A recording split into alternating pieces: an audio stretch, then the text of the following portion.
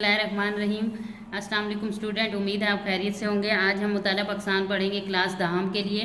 हमारा जो आज का टॉपिक है वो है पाकिस्तान बतौर एटमी ताकत। पाकिस्तान बतौर एटमी ताकत कैसे बना, किसके दोस्त से ये शुरू हुआ। ये 1971 में जुल्फ़िकार अली भुट्टो ने जो है इसमें पहला कदम रखा। उन्होंने कराची में पहला एटमी घर जो है वो तामीर करवाया, लेकिन वो एटमी घर जो था वो मुल्क की एटमी तवानाई ही पूरी नहीं कर पा रहा था, जिसकी और ना ही सनतों की तरक्की के लिए जो है वो तवानाई का असूल जो है वो पूरा कर पा रहा था। इस वजह से उन्होंने फ्रांस के साथ जो एक मुआहिदा किया एटमी रीप्रोसेसिंग प्लांट के हवाले से, जो 1976 में दोनों ममालिक के दरमियान इस ख़रीदारी के हवाले से जो है वो मुआहिदा हुआ, जिसकी कीमत $40 करोड़ रखी गई। $10 करोड़ की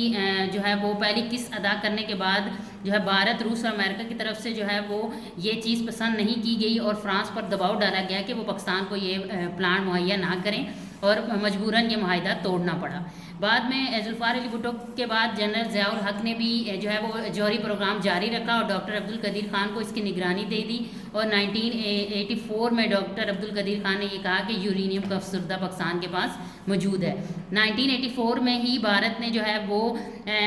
5 धमाके कर चुका था और पूरी दुनिया में ये साबित कर चुका था कि वो एटमी ताकत ऑलरेडी है। जब ये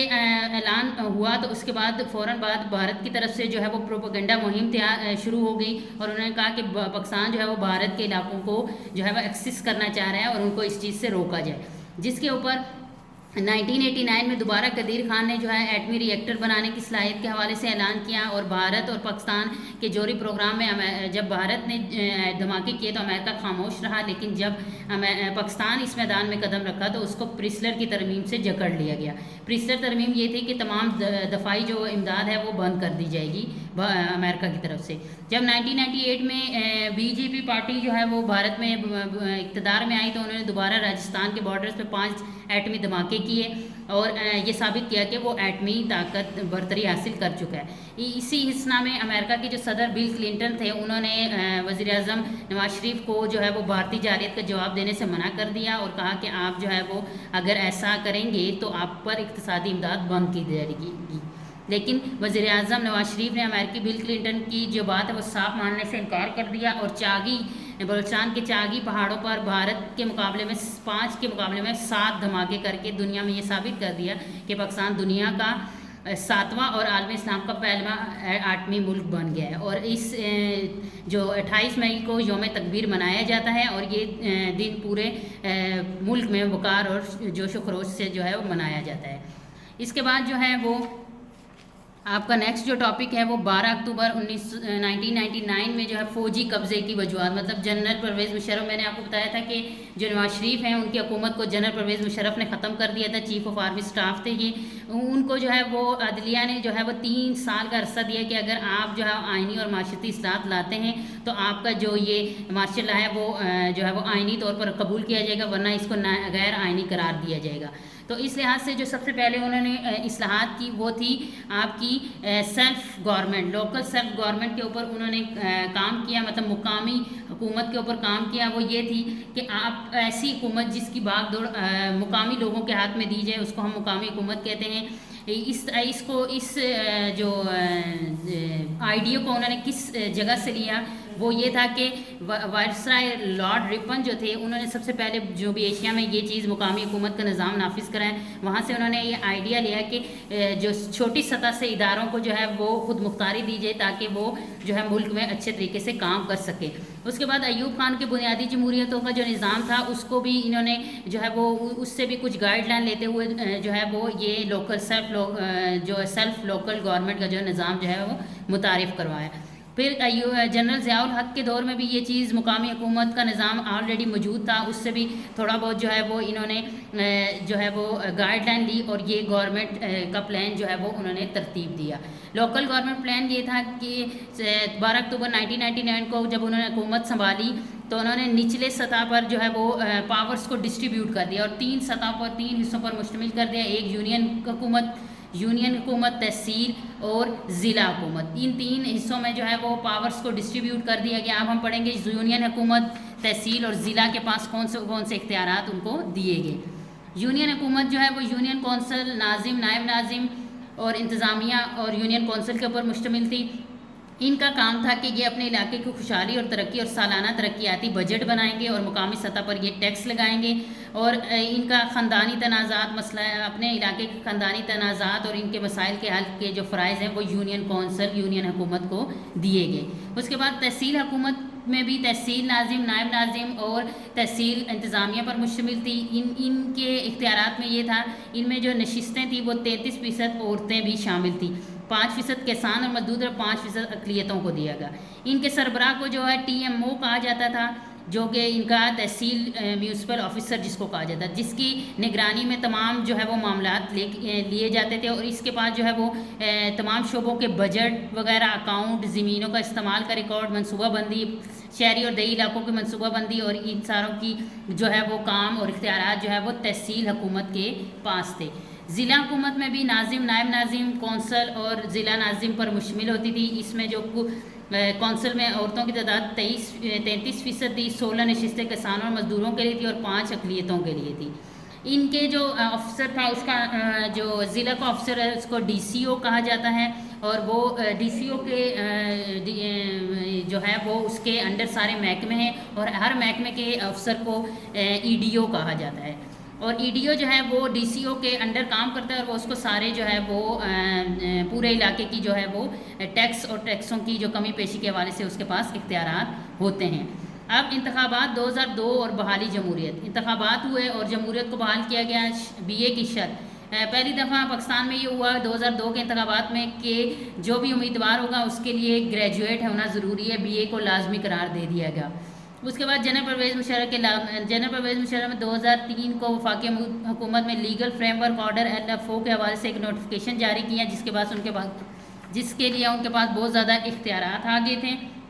چیف الیکشن کمیشن اور فیڈرل پبلک سرویشن کی تقرری میں ان کے پاس بہت زیادہ اختیارات ہو گئے تھے۔ اس کے علاوہ LFO وجہ تنازع اور انتخابات۔ LFO جو اختیارات ان کے پاس آ گئے تھے وہ ایک وجہ تنازع بن گیا تھا، اس میں جھگڑا ہونا شروع ہو گئے تھے،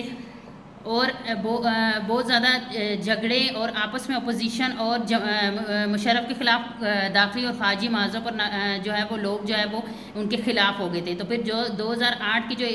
انتخابات کا اعلان ہوا اس میں، جس میں جو ہے وہ مسلم لیگ کاف نے اکثریت حاصل کی، پیپلز پارٹی اور مسلم لیگ جو نون تھی وہ بھی انتخابات میں جیت گئی تھی،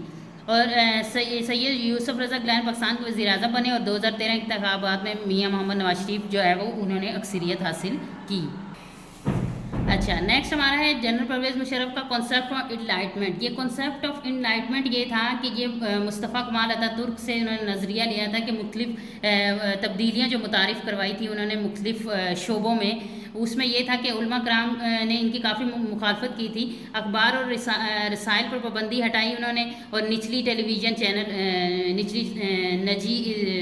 جو ہے ٹیلی ویژن جو ہے وہ پرائیویٹ ٹیلی ویژنز جو ہے وہ متعارف کرائے۔ اس کے علاوہ تاریخ میں پہلی دفعہ یہ ہوا کہ اور ایک خواتین جو ہے ڈاکٹر شمشاد اختر اور اسٹیٹ بینک آف پاکستان کی جو گورنر بنائی گئی۔ ایئر فورس میں پہلی دفعہ فلائنگ فائٹرز کی حیثیت سے خواتین کو شامل کیا گیا۔ قومی اور صوبائی اسمبلیوں میں خواتین کو شامل کیا گیا۔ اس کے علاوہ خواتین کو بینکوں میں آسان ایک ساتھ پر قرضے بھی دینا شروع ہو گئے۔ پنجاب کے اہم شاہراہوں پر خواتین کو ٹریفک وارڈن میں بھی بھرتی کیا گیا، اور فوج میں بھی خواتین کو جو ہے وہ براہ راست کمیشن رکھا گیا۔ اس کے علاوہ سنتوں کی نجاکاری، میں نے آپ کو پہلے بتایا تھا پرائیویٹائزیشن ہوتا ہے کہ کوئی بھی اگر ادارہ ملک حکومت کے انڈر ہے اور وہ اس کو پرائیویٹ مطلب بیچ دے، اس کو ہم پرائیویٹائزیشن کہتے ہیں، نجکاری کہتے ہیں۔ ان کے دور میں جو ہے وہ حبیب بینک اور UBL بینک کی نجکاری ہوئی۔ حبیب بینک کو 22 بلین روپیز میں بیچا گیا اور UBL کو 13 بلین میں۔ اس کے علاوہ انہوں نے جو ہے وہ ملتان کے پاک ارب فلائٹرز کو 13 بلین میں، فرٹیلائزیشن کو 13 بلین روپیز میں بھیجا۔ اس کے بعد سرکاری فیکٹری پاک امریکن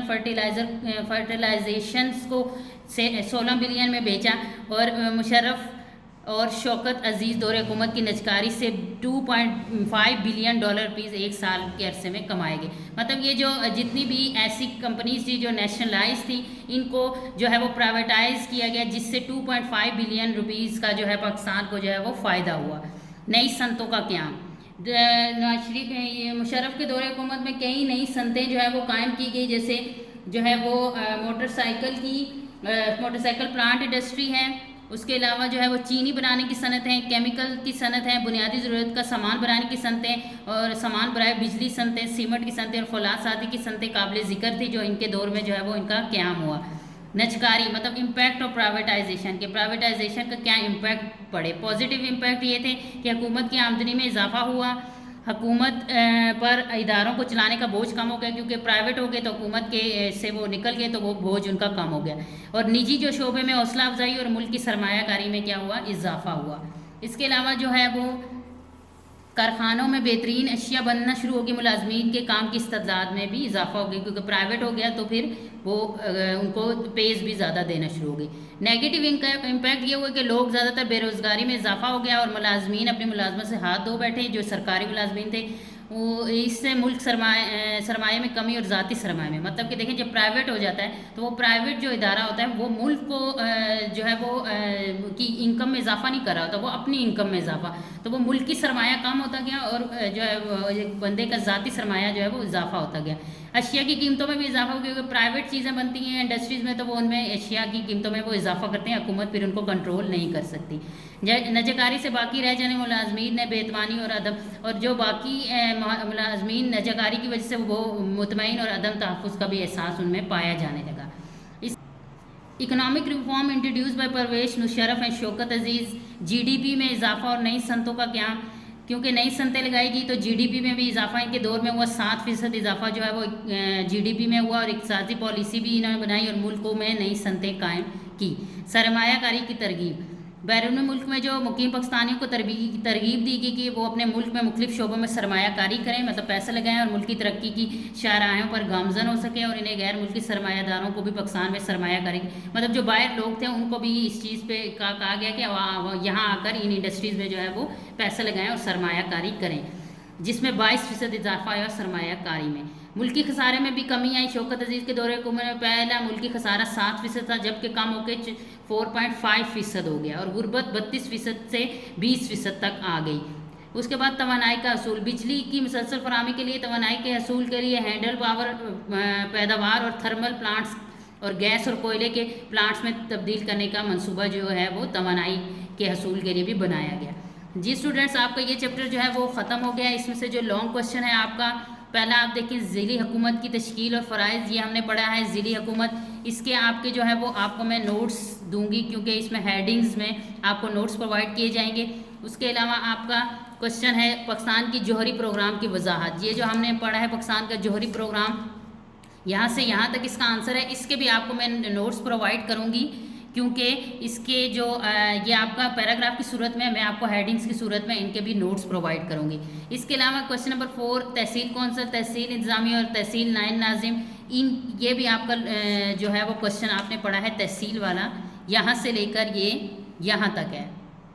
ٹھیک ہے، یہ یہاں سے یہاں تک ہے، اس کے بھی نوٹس پرووائڈ کروں گی ود ہیڈنگز، ٹھیک ہے، یہ آپ نے جو ہے وہ اچھے سے یاد کر لینا ہے جب آپ کو یہ نوٹس ملیں۔ اب یہ آپ کا چیپٹر جو ہے وہ مکمل ہو چکا ہے، اس کے شارٹ کوشچن آنسر کے بھی آپ کو نوٹس پرووائڈ کیے جائیں گے، پھر اس کو دیکھ کے آپ نے ان کو جو ہے وہ یاد کر لینا ہے۔ امید ہے آپ کو یہ چیپٹر سمجھ آیا ہوگا، اپنا خیال رکھیے گا، جزاک اللہ خیر۔